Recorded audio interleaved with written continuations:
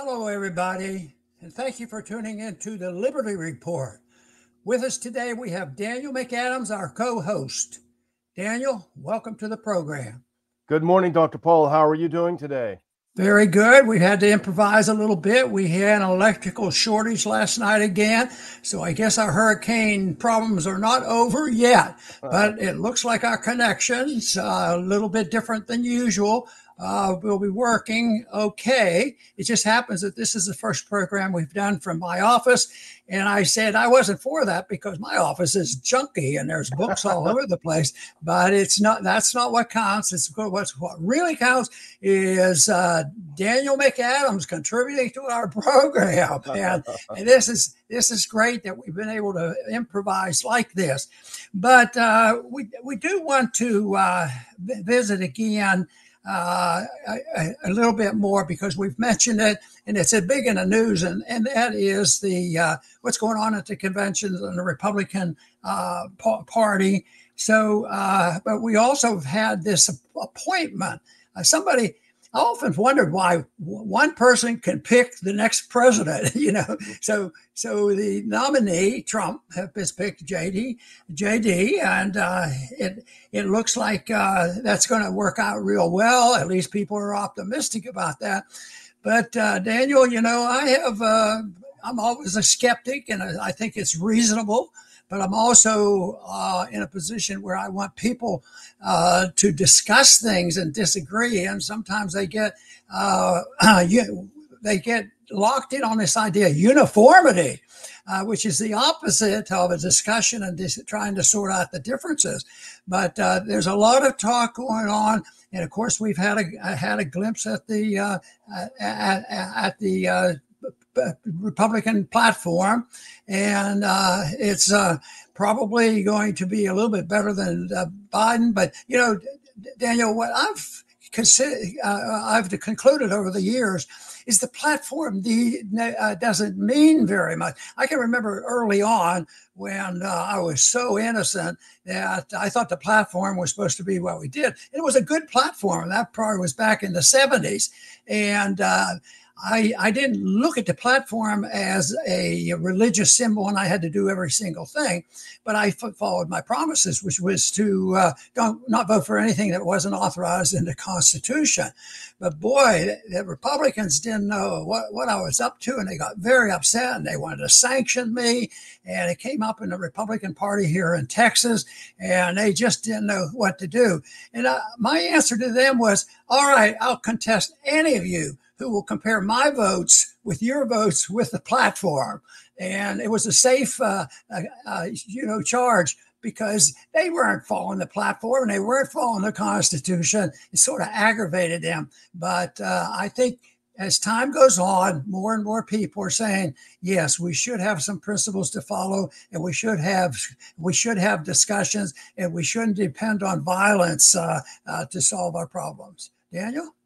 Yeah, Trump's decision to name JD Vance, the senator from Ohio, as his running mate, it's a consequential decision, I think. And I think there's a lot to analyze. A lot of people are upset because it frankly takes some bad positions that we wouldn't agree with. But you know what? I did a couple of tweets last night about it. And I think when you look at the pool of available candidates that were being named, and you talk about people like Tom Cotton, you talk about Marco Rubio, you talk about Nikki Haley, you talk about all these people, and then you see someone like JD Vance. First of all, Dr. Paul, it's a generational shift. Someone else pointed out that he's the first millennial generation person to be on a presidential, vice president, or presidential ticket. It's an important generational shift. And I don't know if Trump or his advisors understood the implications of it. But what I think it means is Trump, or at least his people, choosing the future of the Republican Party. And for all of his faults, and we would disagree on many of his foreign policy positions, but for all of his faults, he is not your standard fare neocon who has been in control of the Republican foreign policy establishment really since the left wing took over the Republicans under Ronald Reagan, when the neocons came over from the Democratic Party and controlled Reagan's foreign policy. So this is a significant shift.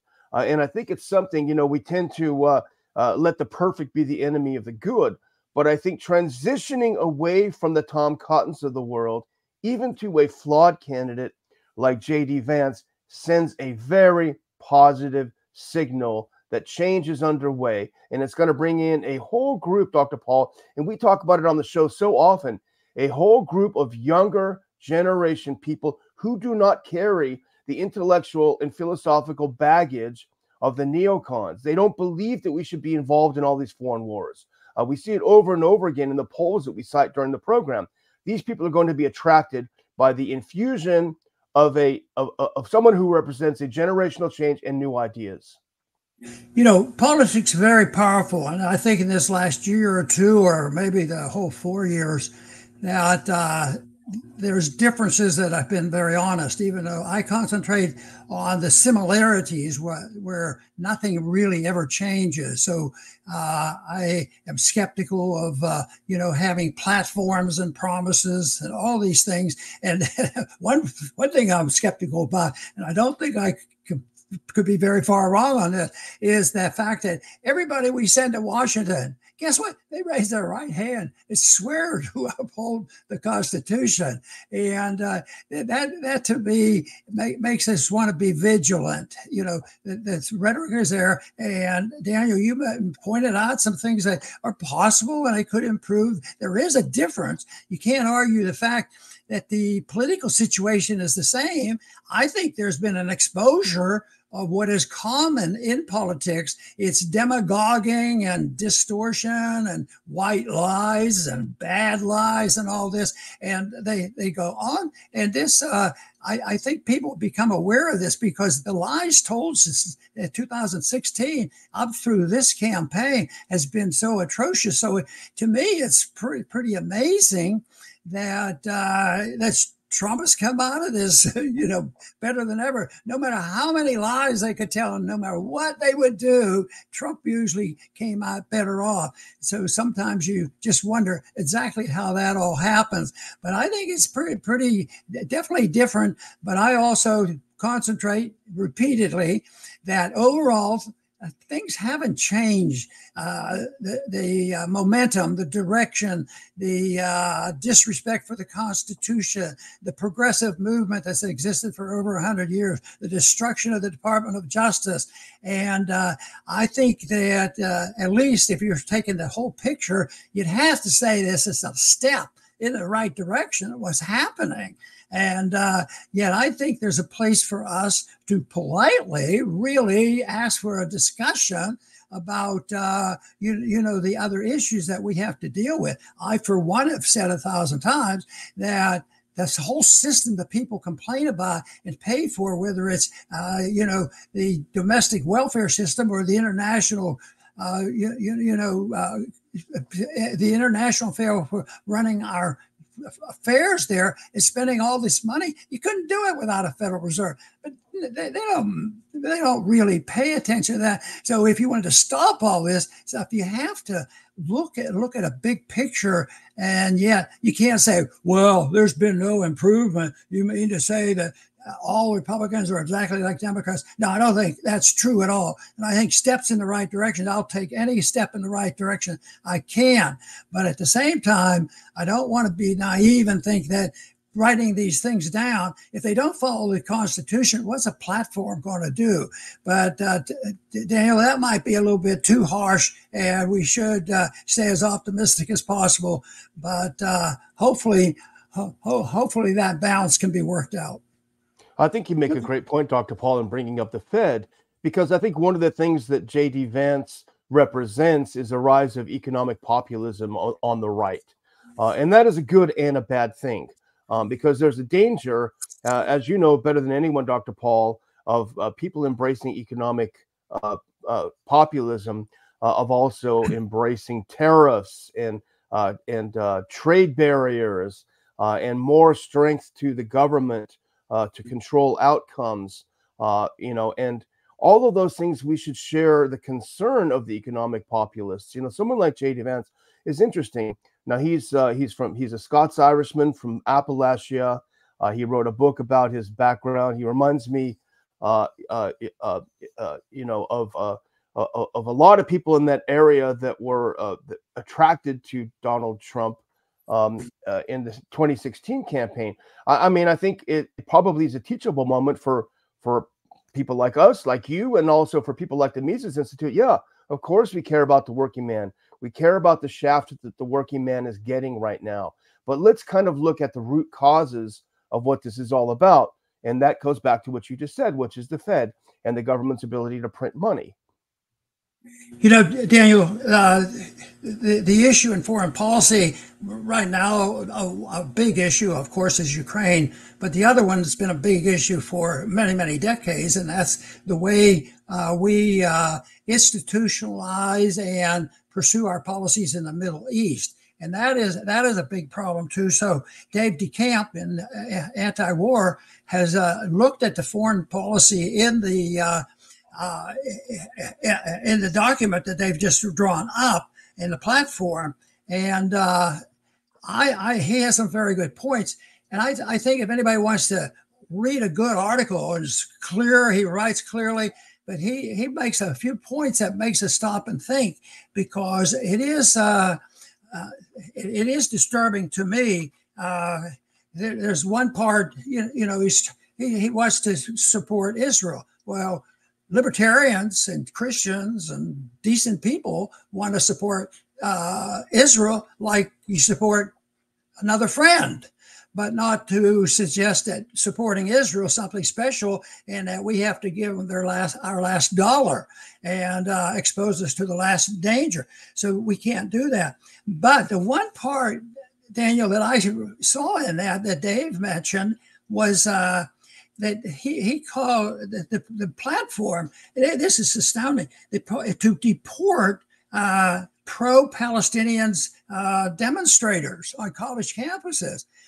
That to me is a can of worms. And yet that's, you just wonder who gets those things in.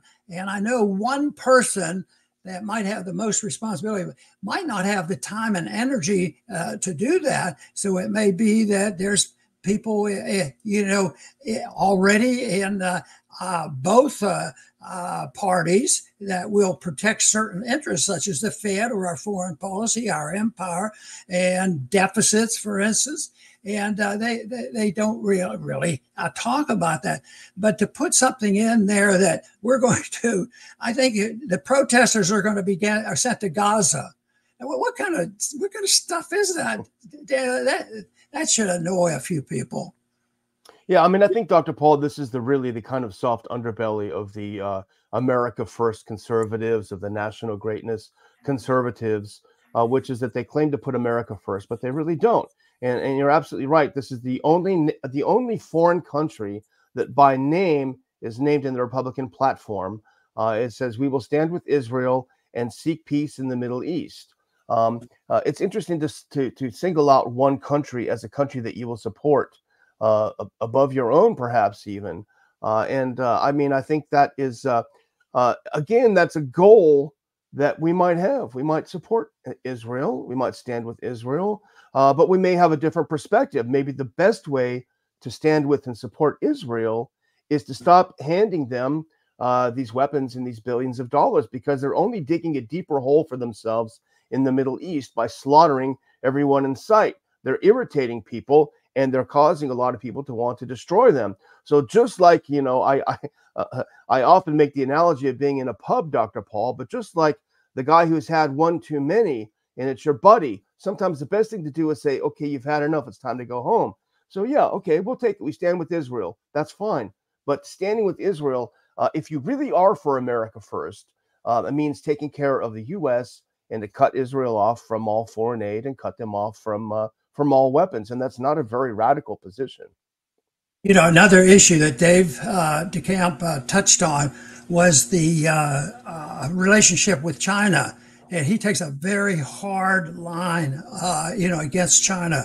And this one is real because it's sort of that populist approach you pick and choose and you control trade. You put on tariffs on people you don't like, and that's pretty much removed from a libertarian principle, and even the founders' principle, because they express themselves and believe that the more you trade and talk with people and work things out, the less likely there will be wars. So this whole idea that we have to appear strong because China did this and that. I would urge caution on that, because trade wars so often leads to the hot war. So say the new group comes in, they have a record, and their rhetoric is more anti-war than a Democrat. But once you're in there, if you're having policies that don't lead to a friendlier relationship, such as whatever a hard line on China means, it's something that I hope they can tone that down a little bit. I can remember 30, 40 years ago when I first started looking at this, all economists, and they weren't conservative and liberals separated quite like they are now, but basically they believed in free trade. And but that is not the case now. It's how much you can put away, how much you can get away with, who should you punish today? Let's punish A and not B. Let's help them. And if you do what we tell you, we'll send you some more money and whatever. And also, if it gets difficult, we'll use our military power to make sure that suits our empire. So I didn't really want to come across negative, Daniel, on a day when people are trying to be as optimistic as possible. Yeah. But I'll tell you what, I can't be optimistic at all unless people don't have the right to speak out in a diplomatic fashion, in a reasonable fashion, to decide what should be done, rather than scaring people into it or using force to try to solve these problems. Yeah, I think one of the concerning things about someone like Senator Vance is that, and this is not a knock against him, but he doesn't really know very much about foreign policy. That's not his expertise. He's a venture capitalist. He's an author. He doesn't know much about foreign policy. And I can guarantee you right now what's happening in Washington, D.C. is all of these loser neocons are glomming onto him. You can just bet. I saw a picture of Lindsey Graham sitting in the backseat of a car with him. They're going to be his best buddies, and they're going to grab his ear and they're going to pull it, and they're going to whisper all sorts of things into his ear to try to influence his foreign policy. Now, I would love to see JD Vance reach out to some other types of people. I'd love to see him. Let's give a call to our good friend Senator Rand Paul and ask him a little bit about foreign policy. There are experts in D.C. and there are experts around the country who understand foreign policy, who understand what our national security is, people that we know very well, like Doug McGregor. Call these people up. Do not sit in the back seat of a car with Lindsey Graham under any circumstances. That's my advice to him. But the thing about China, Dr. Paul, is this. It's very simple. China makes things. We don't anymore. And if we were to get into war, if JD Vance and the people behind him, the China hawks, get us into a war with China, our country will be destroyed. So anyone who wants to do something that will destroy our country in no way can ever be America first. America first is to find a way to accommodate with China, find a way, as you say, Dr. Paul, to trade with China, to have a relationship to both of our advantage. That's what the Chinese want. They want to sell us stuff. They make a lot of stuff. And there is no reason to be pushing this China hawk. It's definitely not America first. It took decades for the historians and other pundits to try to figure out exactly the motivation behind the assassination of Kennedy. And many people have come to the agreement that foreign policy was a big deal, and Vietnam War was, and the military-industrial complex. And I believe that was a major thing, if not the complete thing. It was the policy. But right now, that could be a concern by the deep state, because Trump does say things that sounds more sensible and less confrontational. And the deep state might get nervous rather quickly. And that just raises questions about the transactions of all the activities in recent days. But there's no way that we'll know that, if ever. Maybe someday we'll find out what all the motivations were behind this attempt to to assassinate the president, and maybe they especially find out, most of the big assassinations are in collusion with special powerful interests and even politicians. That turned out to be the case with the Kennedy assassination.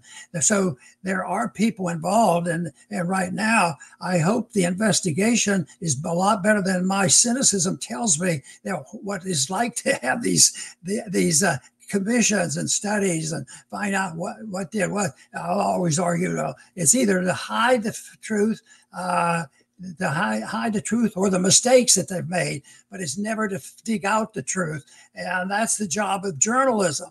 So when the journalism do a good job and they're on track for really exposing it, guess what? They try to get rid of them. Just look at what they did to Assange. And there's many more cases. Assange has been, the picture of what happens and what they'll do to you if you happen to report things they don't want, the deep state don't want people to know.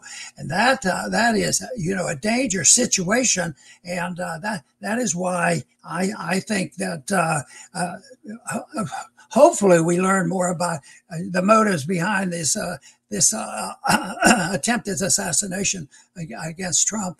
But in the meantime, we'll do exactly what Daniel was making some very good points. You go from where we are and what we know and what we can do, and there has been steps in the right direction.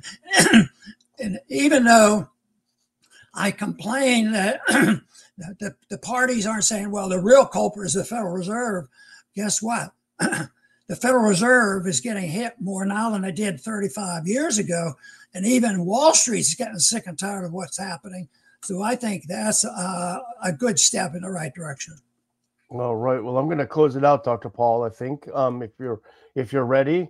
And I'll just close by thanking our viewers and thanking them for having patience under less than ideal circumstances, trying to keep the show going and keep commenting and analyzing current events. I would ask a couple of things of our viewers today, if you don't mind. Number one, please hit that thumbs up button or the like button on whatever platform you're viewing the show. That helps us grow our audience. And the other is to go to ronpaulinstitute.org, go to our website. On the right-hand corner toward the top, you'll see a new link up there to apply for the Ron Paul Scholar Seminar. If you're an upper division graduate, upper division undergrad or grad student, we've got a special seminar for you. It's the day before the Ron Paul DC conference. You will be attending the conference if you're a Ron Paul Scholar as well. So 2 great days of meeting like-minded people, of hearing some great lectures, including by Judge Andrew Napolitano as your keynote luncheon speech at the Ron Paul Seminar. There are scholarships available. You shouldn't have to have any out-of-pocket money if you're accepted. So click that link if you're not in that category, but you would like to see it, or if you'd like to sponsor a student, click that link also, and it can tell you how you can sponsor a student and in turn sit in on the seminar yourself. So thanks very much, and we look forward to seeing you next month. Dr. Paul, over to you. Oh, very good, Daniel. Excellent.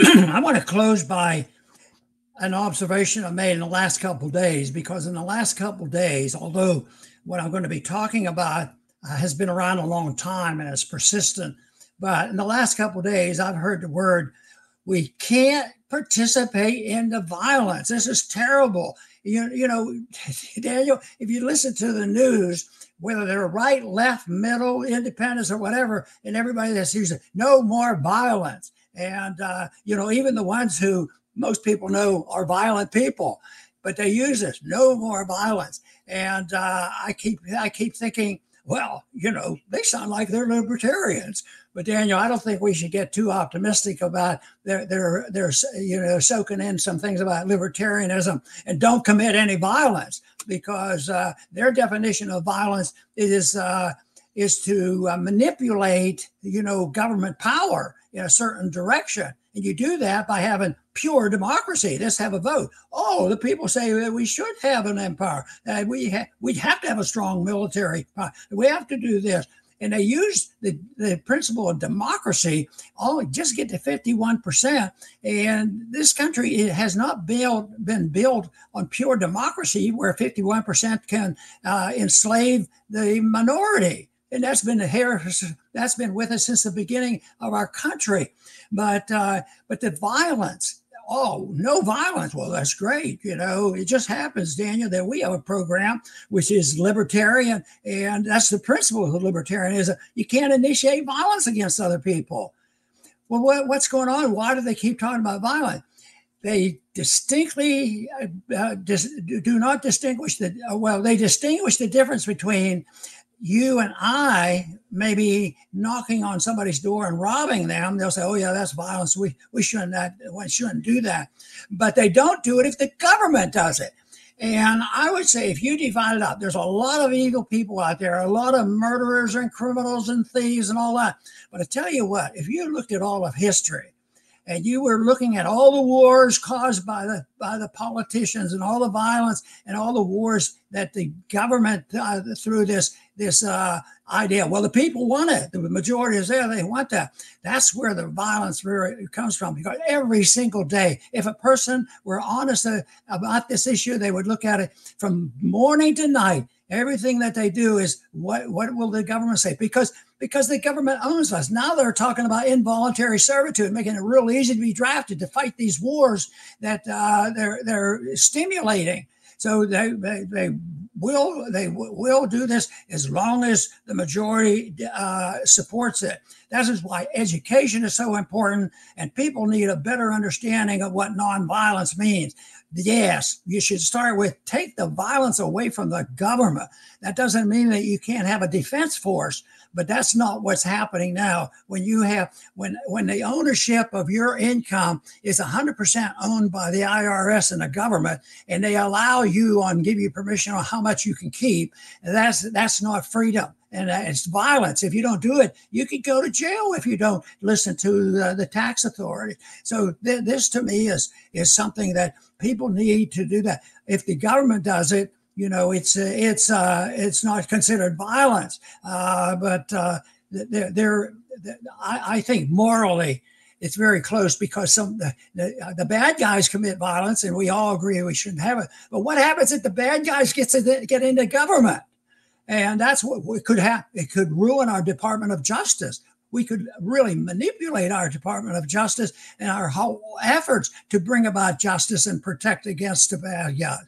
But anyway, I'm tired of hearing this word that we have to stop all the violence. And I agree, because that's a basic principle of liberty, is no violence. But that doesn't mean that the government should be able to do it. Anything that you and I can't do, the government shouldn't be able to do.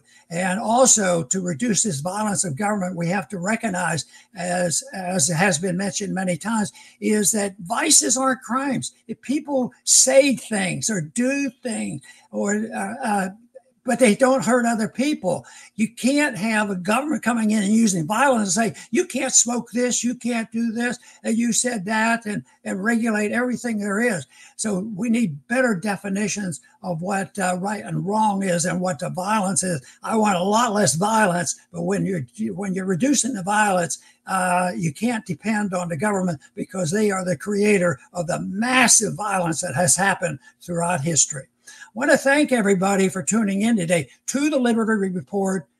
Please return soon.